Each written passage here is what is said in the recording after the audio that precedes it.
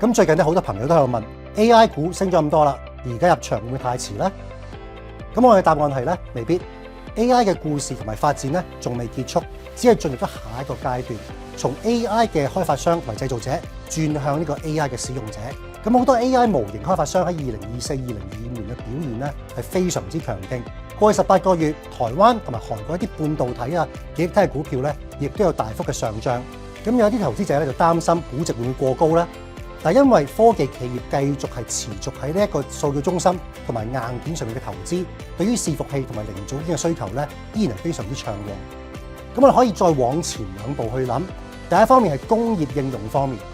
機械人同埋自動駕駛嘅技術結合 AI，可以提高製造業啦、物流啦、建築業嘅生產力。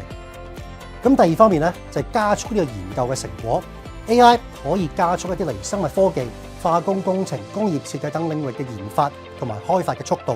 咁當呢啲產業開始實現到一啲突破性嘅發展，例如一啲新嘅藥物啦、新嘅療法啦、更好嘅設備或者係一個改良嘅生產流程嘅時候咧，資金就可能從呢個 AI 嘅製造者或者開發商轉移到去一個使用者。咁呢個轉移咧就需要投資者嘅主動管理同埋對於公司基本面嘅深入研究啦。